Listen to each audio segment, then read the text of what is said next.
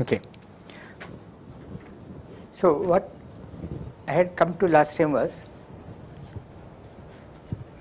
we start from a finite group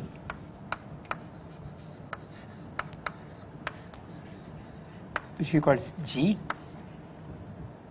This leads to the group algebra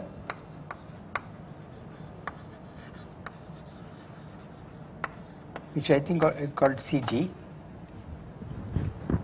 right? And let me use the standard notation. Okay. We have the left regular representation,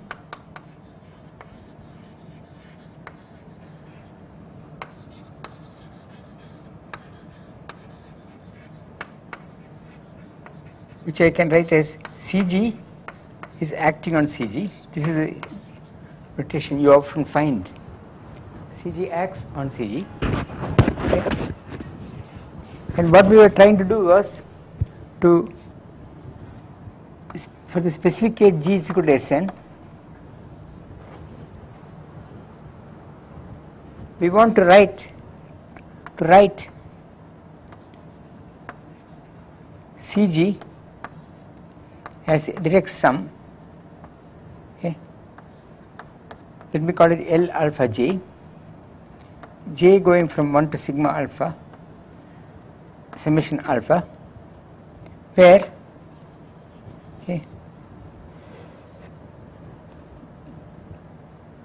L alpha dimension f of L alpha J is sigma alpha, and alpha L alpha J, any gamma L alpha J is contained in L alpha J if gamma is in the group algebra. Okay. The group is acting on, the algebra is acting on itself. I mean, notice that we suddenly jump from groups to algebras. Okay. Here you can still keep the group, but here you have no choice. So we might as well take linear combinations on this side. Okay. Then we know that every irreducible representation of dimension sigma alpha occurs sigma alpha times. That is put here, this thing is of dimension sigma alpha and it is invariant by the group action. Okay. And the number of times the dimension representation sigma alpha occurs is sigma alpha times. These are all isomorphic representations, identical things. Then I sum over all alpha. Okay, alpha goes over classes. Okay, that is partitions of n. Okay, so let's say lambda 1 to lambda n. Okay, lambda I in non-negative integers, summation lambda I is equal to n. This means non-negative. Okay. So this is a partition of n. Lambda 1 minus lambda 2 gives the number of cycles of length 1 that we in the elements we are considering in the class. Lambda 2 minus lambda 3 gives cycles of length 2 and so on. Okay. Then for young, what we did was for a young diagram or a young tableau,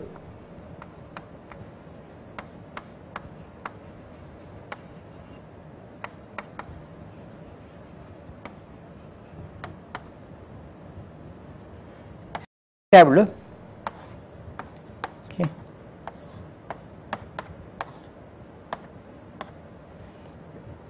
we defined a young frame. No, I am making the wrong step. For a young frame, M frame is empty. Okay. Young tableau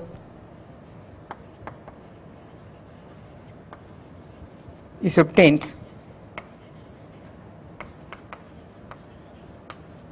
by putting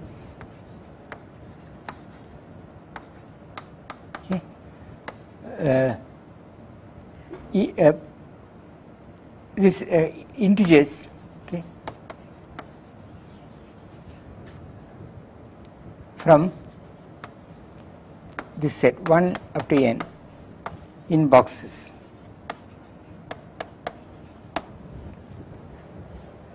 Young tableau we fill it in. For example, we had this example.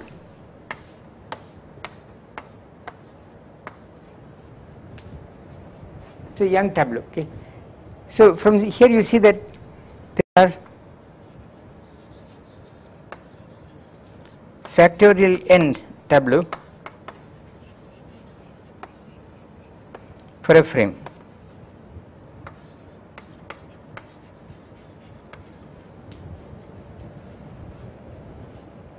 Then associated Young tableau, okay, P, okay. So for a given tableau,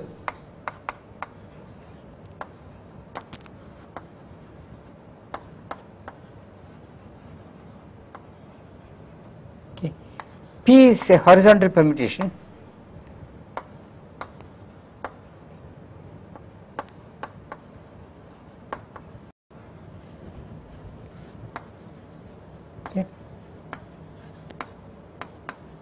if it permutes,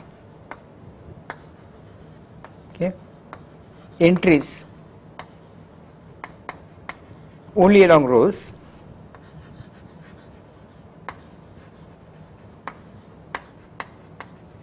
and Q is a vertical, okay, only along columns. Okay, this is what we had. So for a given tableau, I write like this, okay. And then, as last time I gave you the overall theorem, okay,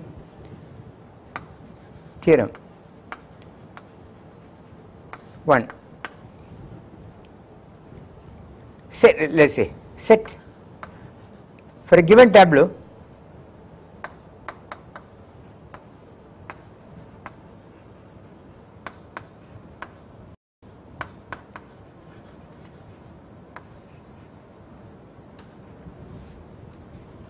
set P is summation P, horizontal of course, Q is summation epsilon Q, Q. Okay. This is a summation of all the horizontal permutations. For example, for that diagram, this will be identity plus 1, 2. This, I think it is 1, 2, yeah. This will be 1, 3. So this will be identity minus 1, 3. Okay. Theorem is 1. This thing CG multiplied by PQ carries an irreducible representation of Sn. You will get at least one.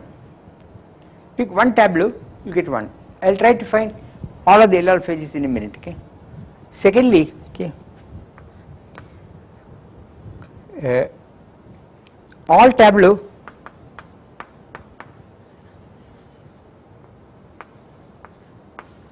same frame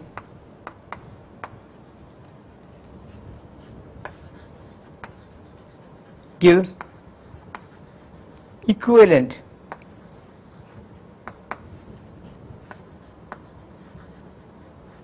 IRS, okay, but different frames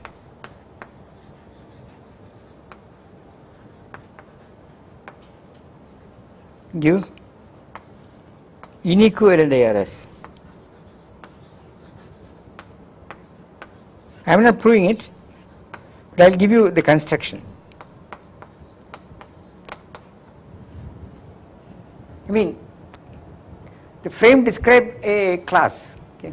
So this is not unnatural, but we have to know how to go from there to a representation. Okay. That involves some more work which we won't pause to do, okay? But the rules will be clear. And I checked it, this construction for a horizontal, we check that if I take this row, this gives you the trivial representation. Okay. I checked it, and I checked that if I take this, okay, you get one dimensional, okay, 1D representation, right?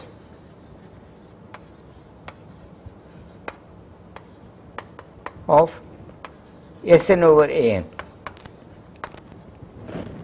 where A is alternating group, okay, so it is Z2. Okay. We check these two. Now I want to know all the L alpha J's. This simply says that this will give some combination of the L's. Okay. There are many ways of picking from here a subspace transforming in for a given alpha. There are many ways of combining these L alphas so that I get the same representation, because I can make combinations in the index J. Okay. Nothing will happen because the group is acting, grouping acting on the left. So same thing is happening many times. Okay. So I have to have more rules. So let me show you another concept. Okay. It's called standard index diagrams.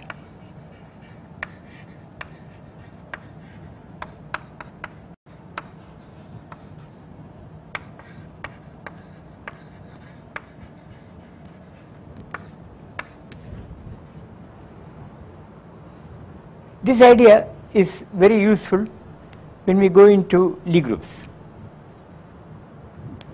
A diagram, so a tableau or diagram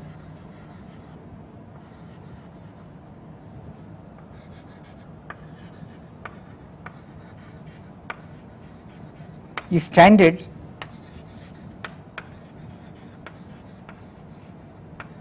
if the numbers increase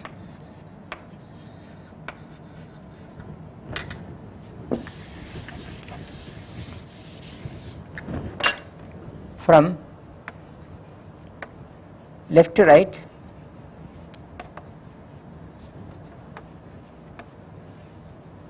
and downwards.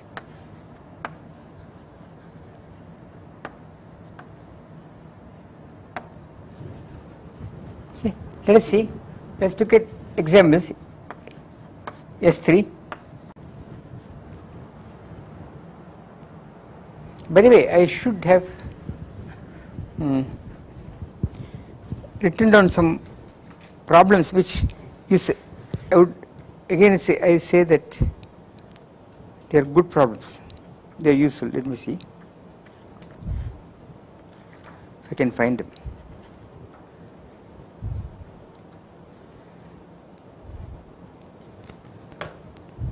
What did I do?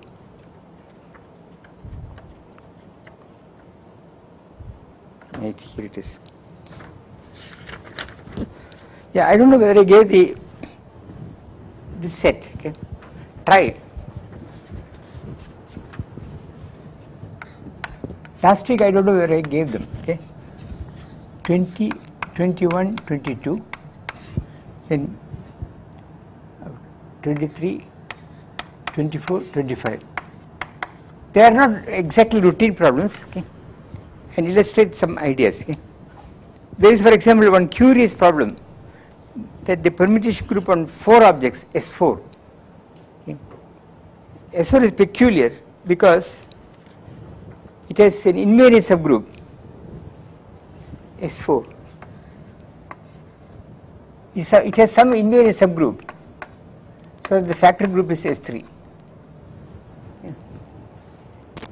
So it is H is not, so this S3 is S4 divided by H. H is not alternating group. Okay, you can check dimensions. This is 6. This is what? 1, 2, 3, 4. No, 24. Right? So 6 must be divisible. S4 is 1 into 3 into is 24. S3 is 6. So S4 over what is the dimension in this? I am not dividing.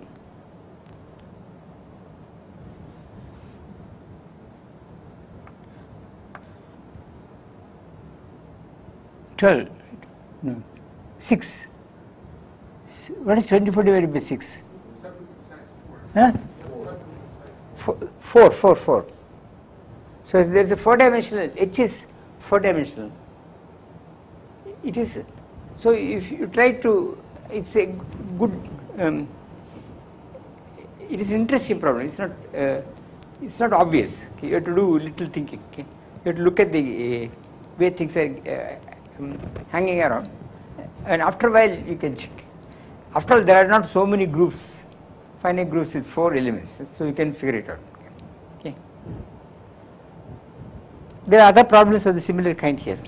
Okay. Okay. So I want to look at S3. So standard would be 1, 2, 3.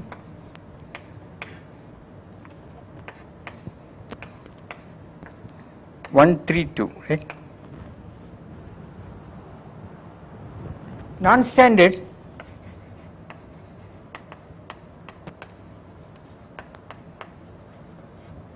will be, for example, 2, 1, 3, or it may be that it is 1 and 2. Say it may be that it is increasing here. Yeah. No. What do I need here? So it should be decreasing here. So I write 1 here, I write 2 here and 3 here. Okay. These are non-standard. These are standard. Okay. Then, well, claim or theorem or whatever it is. This is proved actually in Werner. The number of standard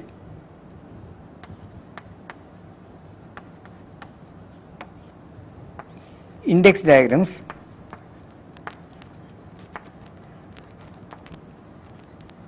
is equal to dimension of the associated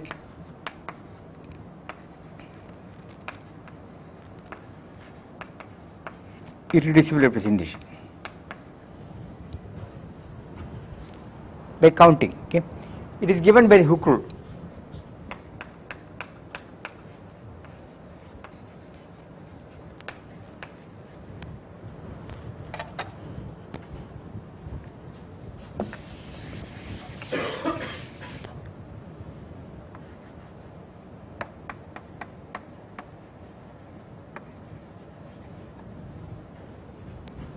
For example, here there are 2 standard diagrams. Okay. The Hooke rule also gives you 2. Okay. So for S3, okay, that's right. Standard index diagram. Let me call it SID.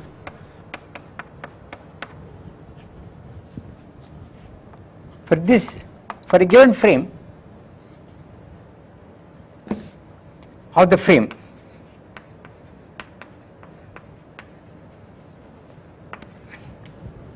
for each frame you get different. Okay, for each frame you have an irreducible representation up to equivalence. Okay, and they are given by, the dimension is given by counting the standard index diagrams.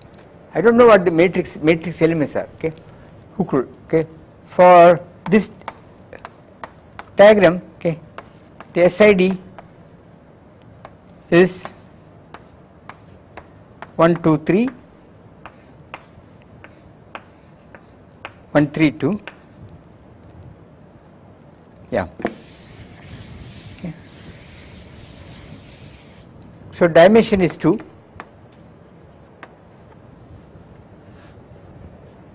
And Hooke rule is what? Well, remember that in numerator you put factorial 3 divided by 1 times 3 times 1, 2.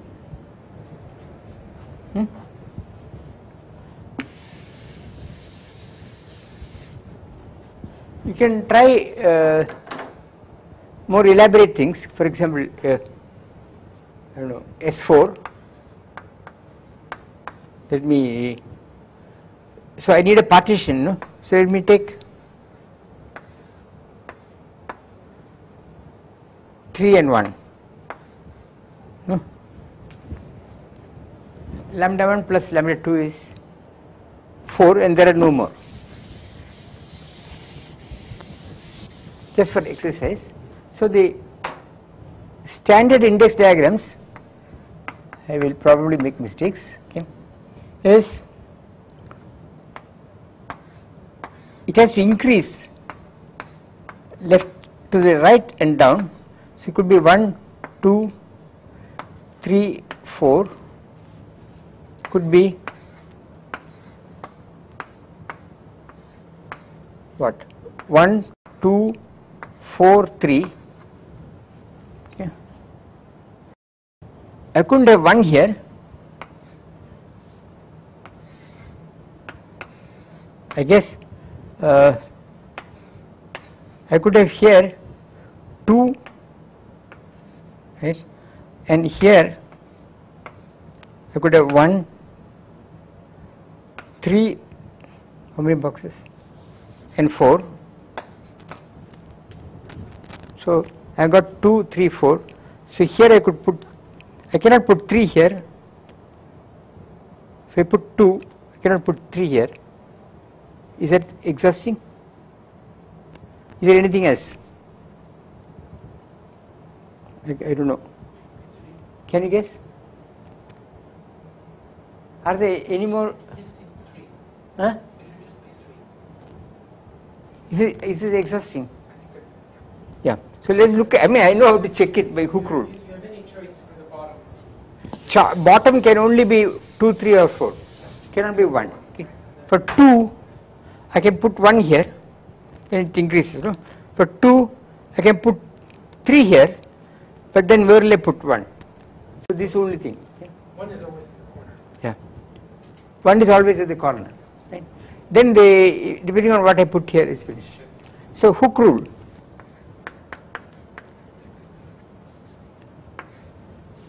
Will be factorial 4 divided by Hooke length 1, 2, then 1, 2, 3, 4, 1, right? So 2, so it is 3. Okay, is matching. Okay.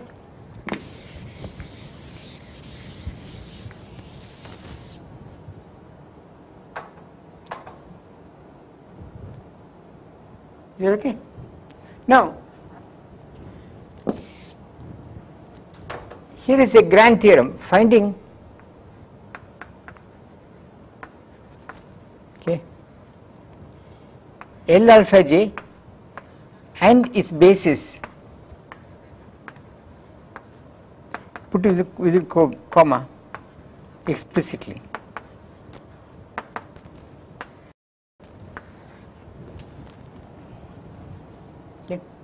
Once I know this, the matrix elements or the representation can be worked out. Okay, so once we have this, okay, the matrices of IRR can be worked out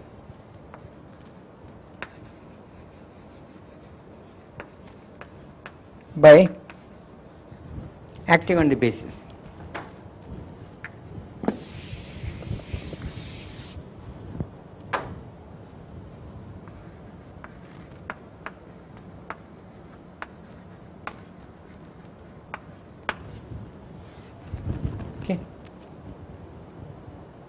So, step 1. Okay. For a given frame,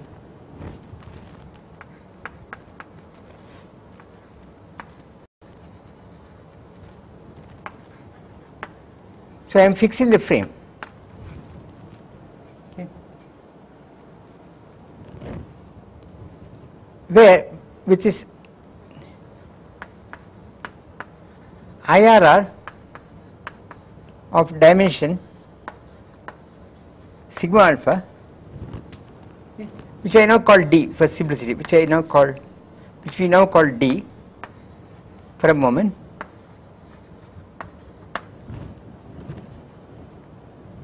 Okay. Label the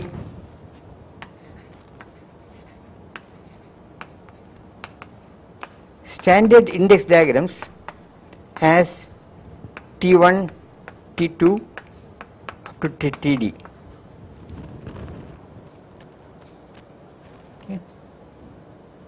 You label it. Then, so these are diagrams. Okay. Let pi j in Sn be the permutation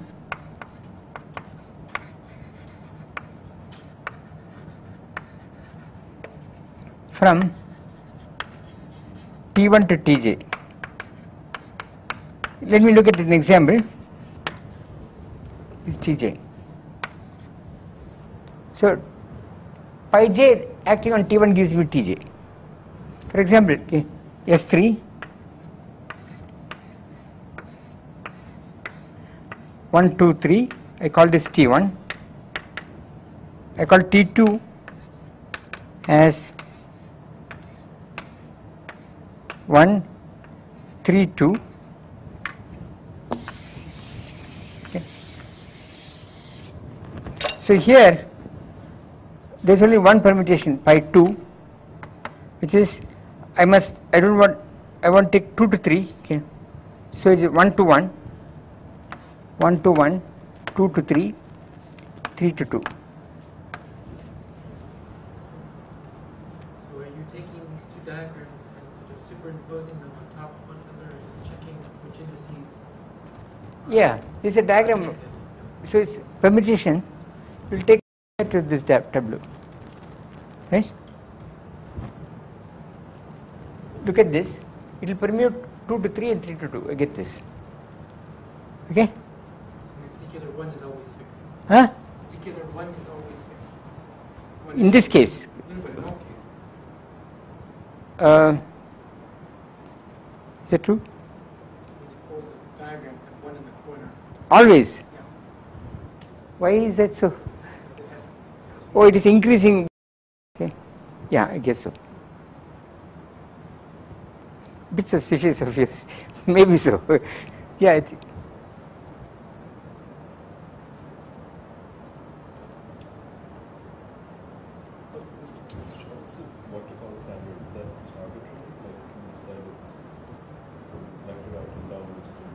It's not arbitrary. I mean, there are different conventions of how you write these things. Yeah, you are right. One is always at the corner. One is always at the corner in this notation. Okay. Now, yeah. Okay. Also, does it matter how you? I imagine it doesn't matter how you label these diagrams. I'll come. All of them will play a democratic role. Just 1 second. Yeah.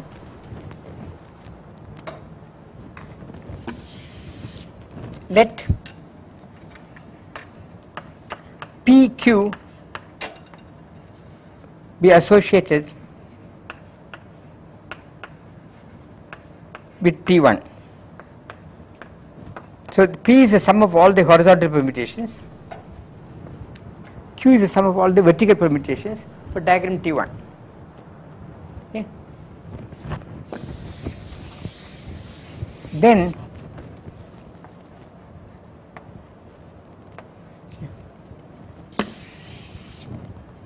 claim is this thing CG, the full group algebra with actually I think I should call Y, just for normalization I think it's d divided by factorial n pq, okay, y squared equal to y,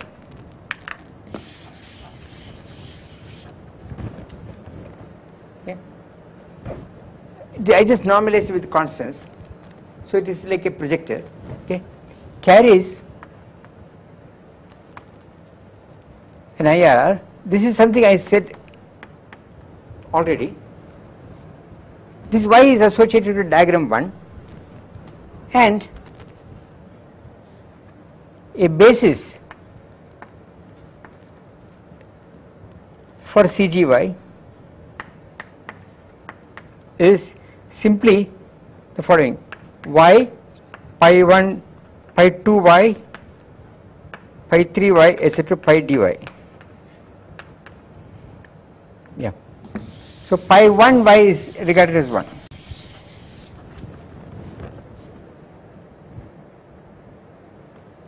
Okay.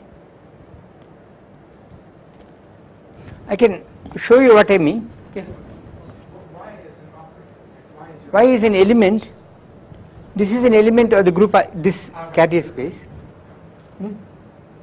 And I know what I mean by multiplying this. Okay. So this gives you a full basis. For example, if I look at this one, okay, example, okay, I wrote T1 S3 case, okay. So P is sum of all the horizontal permutations, so E plus 1 2. Q is the vertical permutations, right? So it is simply 1 3.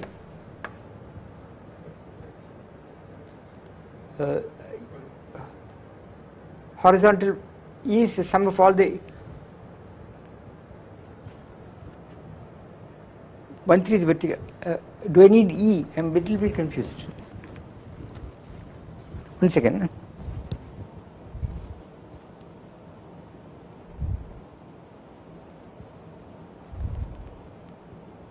Yeah, I am making a mistake. So it should be E minus 1 3. Okay, there is a sign there. Then this Y is PQ times D, in this case 2 divided by factorial 3.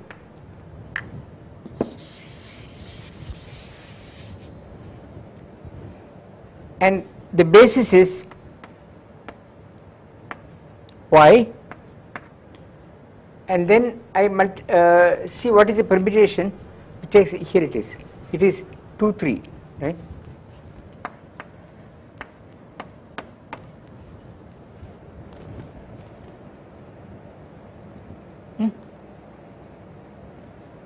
So since I know this basis, it requires some work.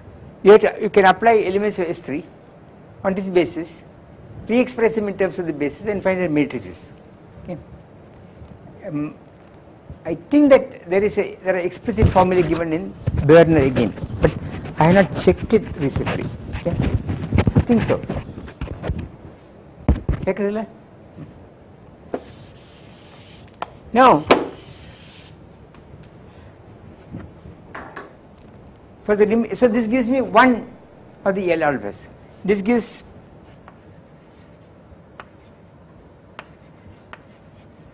one of the L alpha j.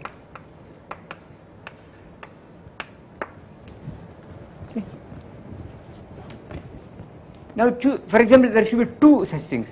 Now choose okay. Say T2 as new T1 prime, put it in the first place, find this PQ, repeat. Okay. The rest you repeat, etc., to get all L alpha j.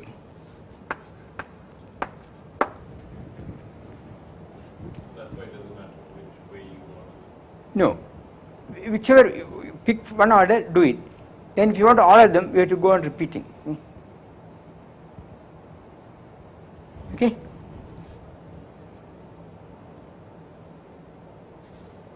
And this is actually direct sum of all the whole thing. There is no. It is actually direct sum. In the sense that if you take any two of these things, the intersection is just the zero vector. Okay. But only thing you should remember is the matrices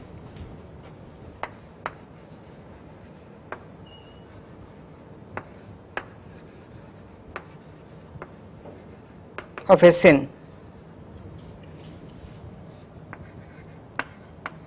in this basis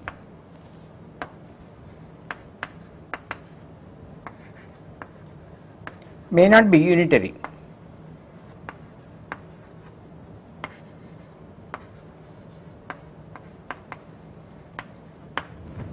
Okay.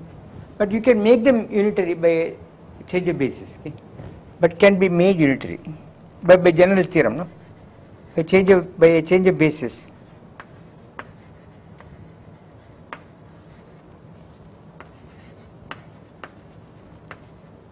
We can make them unitary. One second.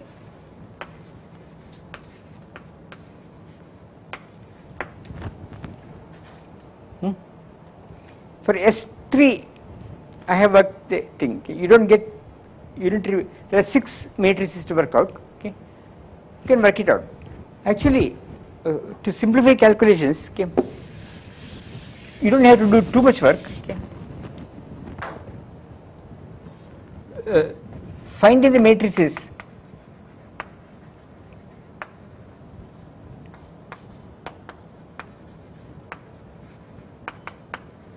is simplified by following.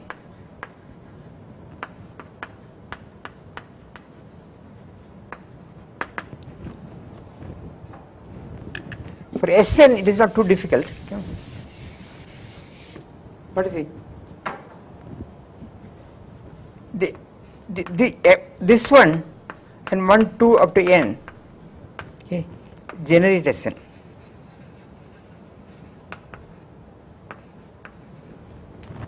That is, if you know one permutation, one transposition, the fully cyclic permutation, then you can generate all elements of Sn. Okay.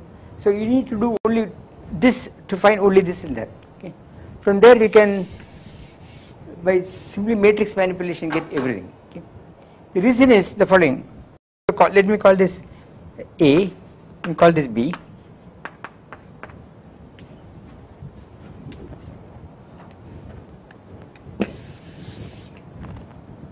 For any S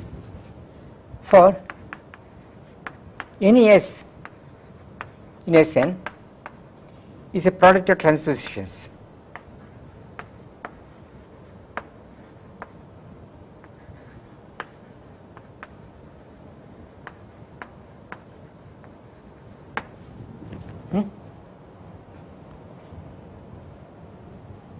So it's clear now. Okay, what will happen? BA B inverse. What will that be? Cyclic permutation. No? So we'll get what? 1 2 will go into 2 3, okay, etc. Okay, repeatedly do it to get all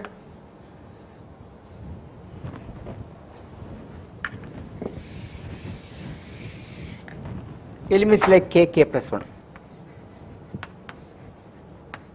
So you get all adjacent transpositions this way. Okay. But let me look at this one. Let's say for I, let me do exactly the example here. Less than k. Suppose I look at this. I k plus 1,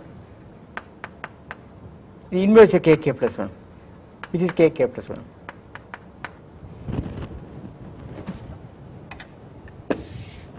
What will happen? k plus 1 goes to k, k goes to I, right? That's it, no? So k plus 1 will go to I. K plus 1 goes to k, k goes to I, nothing. Eh? K goes to k plus 1, so k doesn't change. And from here you see I goes to k plus 1. Right? So this is I k plus 1.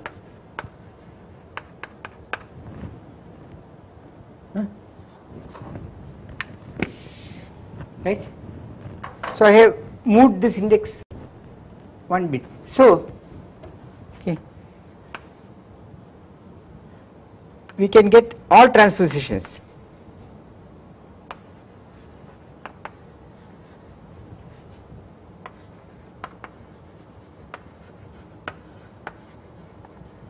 From adjacent ones.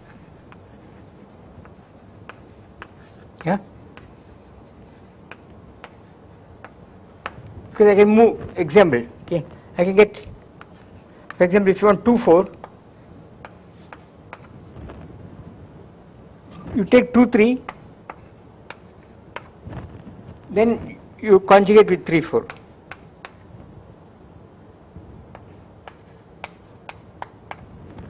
So I can move it one step. Okay. 2, 4 is 2, 3. So this adjacent, adjacent, adjacent. But I moved it one step. So they are 10 steps apart. I start and go on doing. Okay. Step by step, I move it out. So I get all transpositions. But any element of the permutation group is a product of transpositions. So I get all of the permutation group from these two elements. Okay. So if you calculate that, you can do the rest. You can just rest is a routine activity. Yeah. What? So okay. So I will suddenly stop finite groups here. Okay. There is suddenly, not suddenly. I think that what we have done is sort of basic finite groups, okay, and you have some control on Sn. Okay. This Sn stuff I took the trouble of telling, not because just vaguely, but it comes back when you do SUN, or when you do quantum field theory, you get all these Lie groups, okay, which you have to do if you want to do model building, and these things come. Okay. This activity of standard index diagrams and so on come there if you actually want to calculate things by hand, okay, for a new group. So that is the reason I did it. Okay. So now I want to look at, let me just say Lie groups.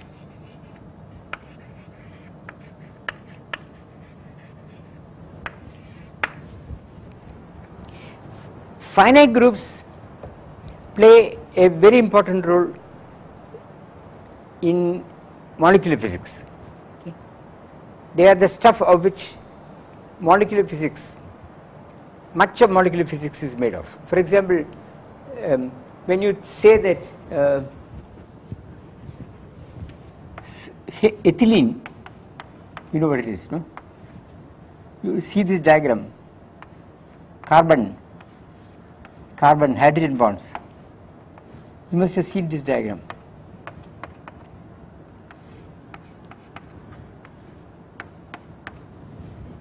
Huh?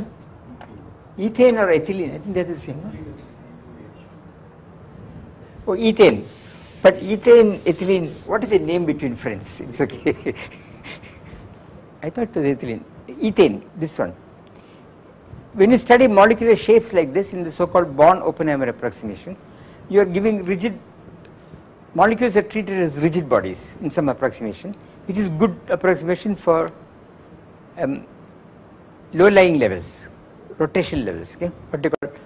Now, what happens is, how does a finite group come here? It comes in the actually quite remarkable way, because what they call symmetry group are the rotations around this center of mass of the system, which leave this thing figure unaltered. What do you think it is? It is some very peculiar group. For example, I can take this axis, okay, and rotate the whole figure by pi. This hydrogen will go there, that will go there, nothing will happen, right? So it's a rotation by pi around one axis. Okay.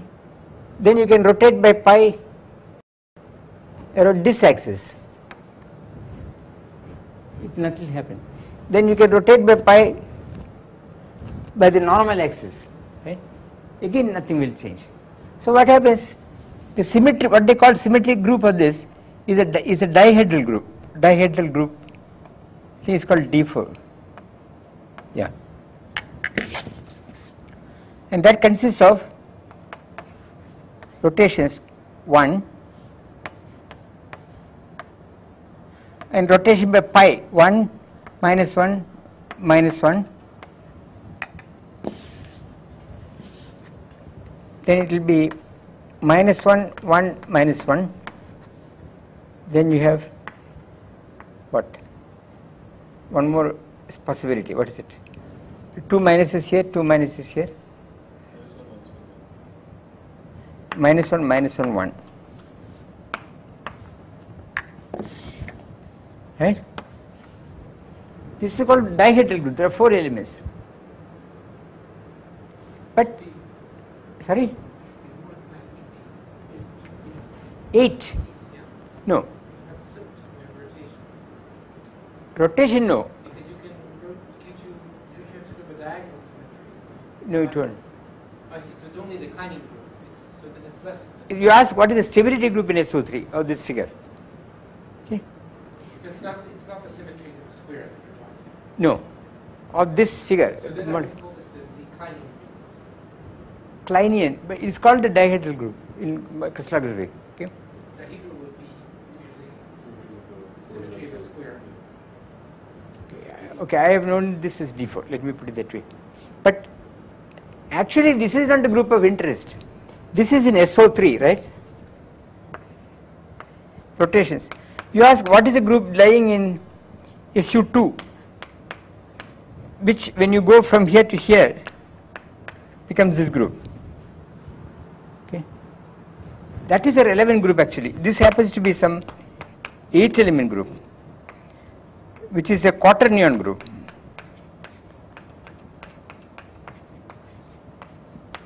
But these are the Pauli matrices.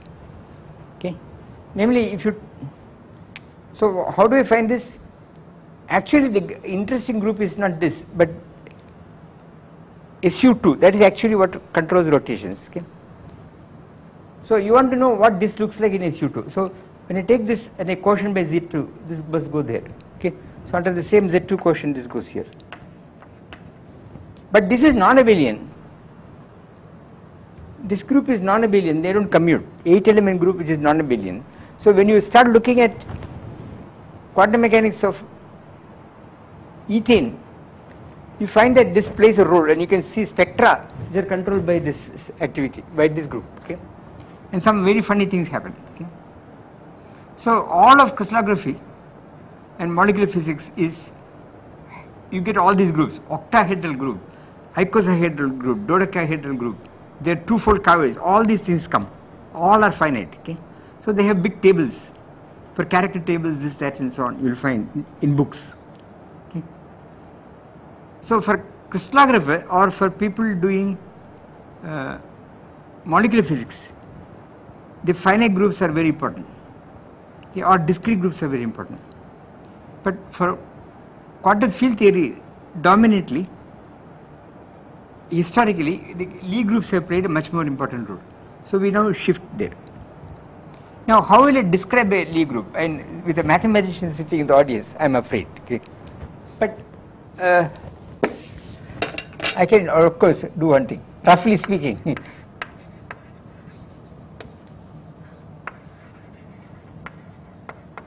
okay, the group elements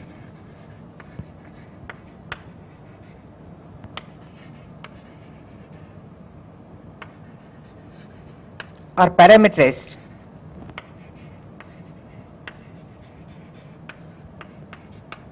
okay I'll try to make it more and more clear. Okay, by n variables real, call it a1 up to an, okay, varying over an open set. Okay, I'll try to over a small range. I'm trying to say what I want to say, avoiding topological statements. Okay. What I mean is, okay, let me give examples and I'll make slightly better statements. Example will be, if you take SO3, okay, you have Euler angles.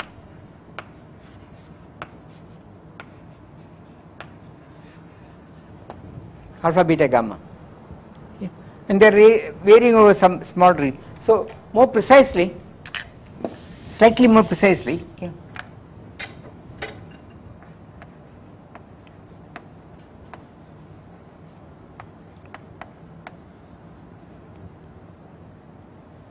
for every neighborhood in BD's neighborhood P in the Lie group G, there are more conditions, I'll tell you. Okay.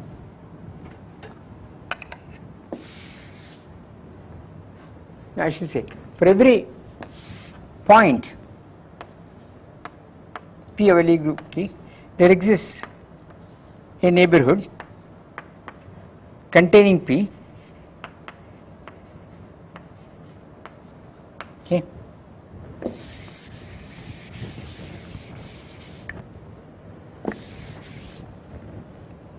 which, okay, is homeomorphic, that is, looks like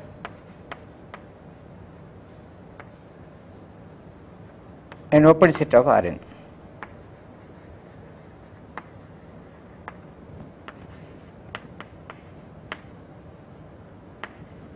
So for every P, for example, Euler can find some small neighborhood and you can introduce coordinates here. Okay. So for each P I can introduce coordinates phi. So looks like means these are the coordinates, which is phi 1 of P, phi n of P. It is a manifold. A topological Lie group is a manifold. Okay. So locally, okay, you can introduce coordinates. Okay, let me write A1. There are more conditions on this. Okay. So let me call it A of P. These are the coordinate functions, and you can map each open neighborhood into coordinates. Okay. For a Lie group, this is true for every continuous group. For a Lie group, so can write, I will not require greater precision, G in G as G of A.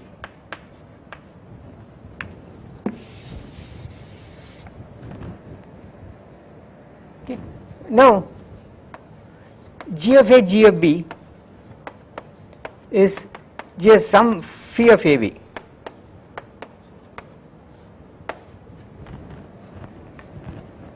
Okay. For a Lie group, we require, these are sufficiently small coordinates around some point. For a Lie group, we require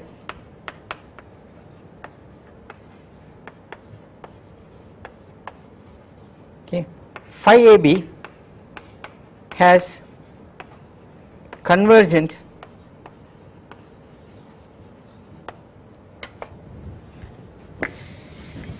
we won't use such heavy remarks, okay, powers, but I will say it for completeness.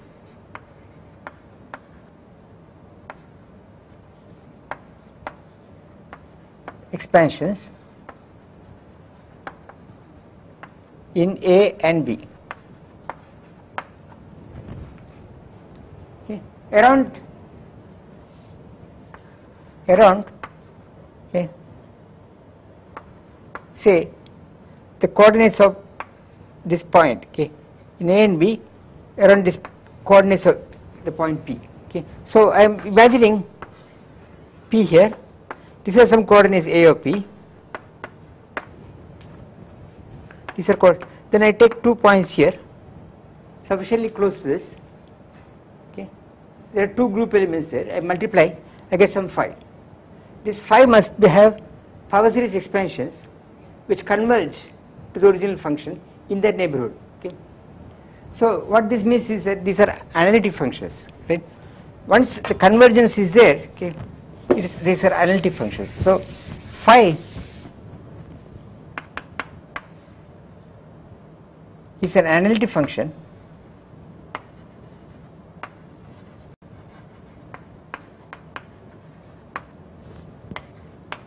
of A and B in some small, because this Taylor expansion is converging, so you can analytically continue it in some small neighborhood. You can complexify the neighborhood. Okay.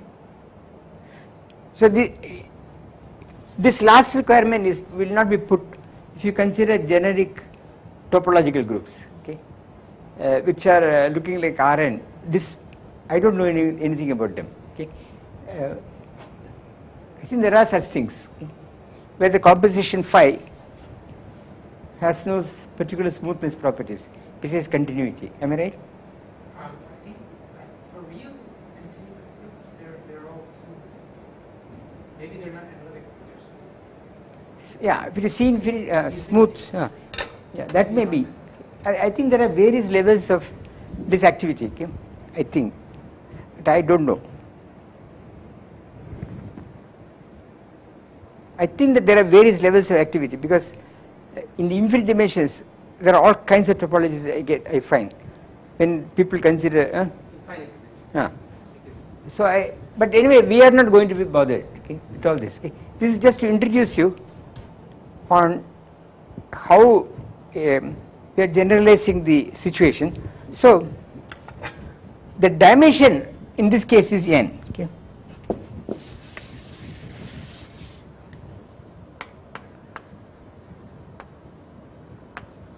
Of G, okay, is equal to n, okay, as a Lie group.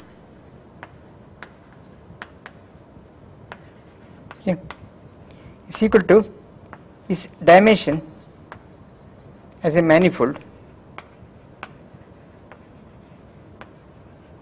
which is n.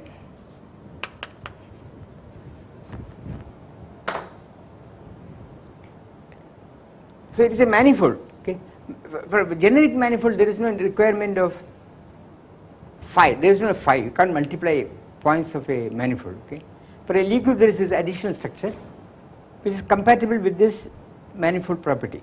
In the case of a manifold, these functions are required to be, I think, infinitely differentiable. Okay? But here we require analyticity. Okay? But these are all sophistications which we need to worry about only if we encounter them, I think. Okay? You also need to be able to do the expansion for the inverse as well. Yes. Okay. Yeah. Yeah. I had to say yes. I had to say there's something called the group germ. I think while Hermann, I'll come to that in a minute. There is some neighborhood. You require that there is some neighborhood where the group element and its inverse are living. Okay. I think Potriagin has actually proof. So in this neighborhood you have both G and G inverse, provided you are sufficiently close to identity. Okay. So what they do is, her question is, take the identity and then there is some neighborhood here where both the element and this inverse are lying and where all these properties are fulfilled. Okay. And this is, I'll have reason to discuss this later, and then here that kind of a relation is fulfilled for both the original group and the inverse group, inverse of the group element. Okay. And from here you can translate this by multiplying the whole thing by some g, h, and find a similar neighborhood everywhere else. Okay? So I would say don't worry, because I will next time snow you tomorrow with lots of examples, so you know what I am talking about. Okay? And they are less complicated than all these precise definitions. Okay? So I will do that next time.